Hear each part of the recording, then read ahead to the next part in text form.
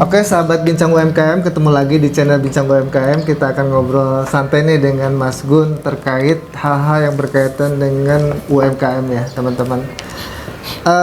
Langsung aja kita akan coba ngobrol nih. Ada satu tema yang menarik sih yang akan kita kupas kali ini, yaitu terkait dengan penghargaan nih karya ya. Jadi Mas Gun tadi sempat saya ngobrol juga sama beliau bahwa Indonesia itu mengalami krisis hasta karya. Jadi di Indonesia itu mungkin karya atau hasta karya, misalnya pembuatan ini nih, penghargaannya itu tidak sebanding atau tidak ada bahkan ya dibandingkan dengan keterampilan atau hal yang lainnya seperti olahraga.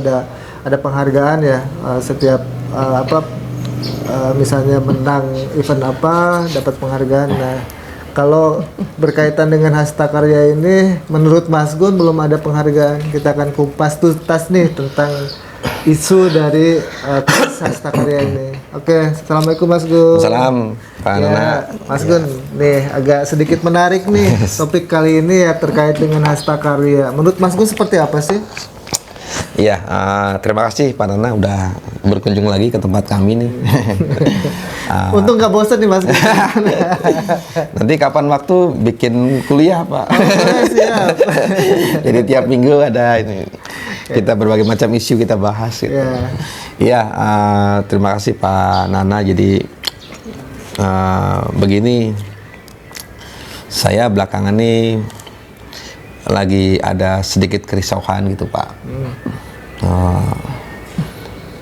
Kebetulan berawal dari saya jalan-jalan ke beberapa sekolah gitu. Ada kegiatan dari Dinas Lingkungan Hidup untuk berkarya dari limbah.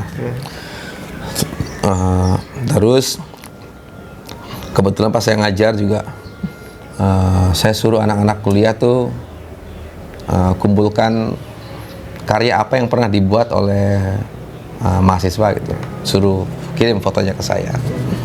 Ya ternyata ya masih di bawah ekspektasi apa yang saya bayangkan gitu. Kayak mahasiswa tuh orang kreatif, orang pandai gitu. Begitu ditanya karyanya mana tuh rasanya bingung sendiri nih, nggak punya karya Pak. Terus saya baca beberapa artikel gitu belakangan ini gitu. Ini kan rame nih TikTok, ditutup, di ban apa gitu. Jadi akhirnya berbagai isu obrolan tuh muncul di permukaan gitu. Salah satu hal yang menarik buat saya tangkap itu, ternyata pelaku penjual online itu 90% itu reseller. 90%? 90%. Yang produsennya itu 10%. Itu dari Kementerian Koperasi gitu ya. Jadi kita itu selama ini bukan para pembuat, tapi para penjual. Dan bisa jadi yang dijual itu barang-barang luar semua. Makanya saya agak menebak ini ya, kayak afiliator gitu. Apa sih afiliator tuh? Nama keren dari reseller. Mungkin udah disetting, nih produk disiapin satu gudang, satu kontainer. Bikin program namanya afiliator gitu, supaya barang yang mereka buat tersebar gitu. Yang jual bukan orang mereka, orang kita aja. Public figure kita, wah menjualin dengan, bahkan kita bingung ini merek lokal atau merek, karena yang jual UMKM kan. Betul. Yang jual UMKM gitu. Jadi saya begitu beberapa persoalan itu saya tarik benang merah. Wah ini kita nih. Jadi seolah-olah bukan negara produsen, karena kita sendiri kadang tidak membuat sesuatu. Kita terbiasa belanja sesuatu. Apalagi mohon maaf ya, para pegawai gitu. Kan mereka akhirnya sama sekali nggak punya produk gitu, nggak pernah berkarya. Dia dapat gaji aja beli kan akhirnya konsumtif tuh. Budaya konsumtif. Pernah nggak kita berpikir nilai yang kita buat dan uang yang kita belanjakan itu lebih besar yang kita buat gitu. Saya contoh bikin tas, bikin dompet gitu. Nilainya tuh tinggi gitu. Ngeluarin cuma sedikit. Nah, kayak itu berarti kan angka produktif produktivitasnya kita lebih Dengan tinggi konsumtif, dari konsumtifnya ya, gitu. Iya, betul.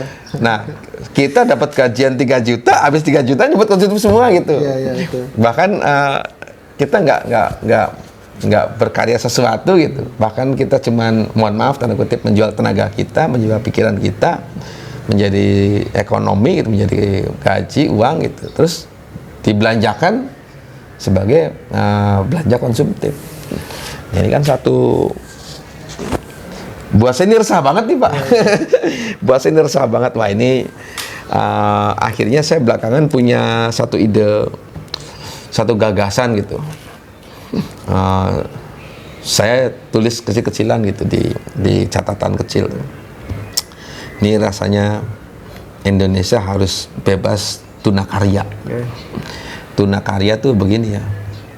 Tuna karya itu kan bahasa kita nih, orang yang tidak berkarya gitu. Ini satu persoalan bangsa gitu, satu persoalan masyarakat gitu.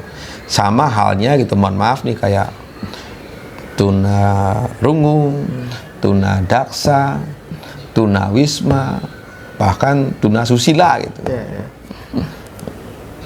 Sekarang nongol tuna karya itu. Ini persoalan yang harus diselesaikan, persoalan yang harus dikerjakan. Nah, saya mencoba merunut itu. Ini dari mana dulu nih akar persoalannya itu. Kebetulan yang tadi saya cerita, saya keliling ke beberapa sekolah gitu. Saya bahkan menemukan gitu,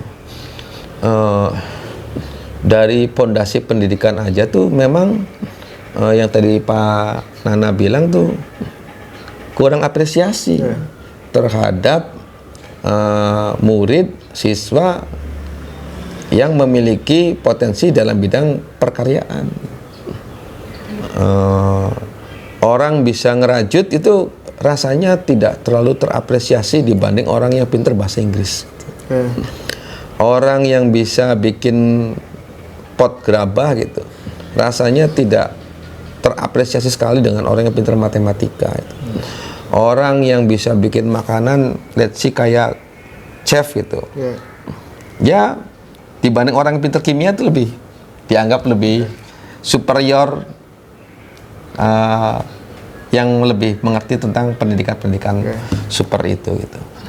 Nah dari sini saya juga membandingkan lagi kayak orang yang memiliki talenta di dunia olahraga gitu. Olahraga sudah terakomodir di negara kita gitu. Dalam hal ini ada asosiasinya, ada wadahnya gitu. Kita sebut aja misalkan KONI gitu, Komite Olahraga Nasional Indonesia. Di sana orang yang memiliki talenta di dunia olahraga, mau silat, bola, bulu tangkis, apapun itu, ada wadahnya, ada kompetisinya. Kalau memiliki prestasi, anak didik itu bisa sekolah lanjutan dengan karpet merah. Dapat rekomendasi bahwa anak ini berprestasi.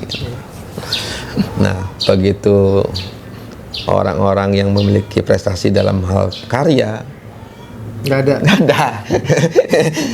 Udah aja, pokoknya ya bisa ngelukis udah. Iya. Jadi miris sebenarnya ya. Oh iya nih, Miris ini banget ya? fundamental banget Pak, ini fundamental banget. Sangat fundamental banget gitu. Jadi akhirnya orang tidak terlalu, ini akhirnya banyak gitu yang apa, runutannya banyak gitu. Sudah begitu, mohon maaf. Kadang-kadang orang yang memiliki talenta seperti itu, misalkan orang bisa ngerajut, orang bisa memasak apa, contoh teladannya itu belum banyak Pak. Kayak ini konglomerat atau bisa kaya dari ngerajut gitu. Oh, bisa kaya dari nganyam gitu, bisa kaya dari lukisan gitu, bisa ngelukis.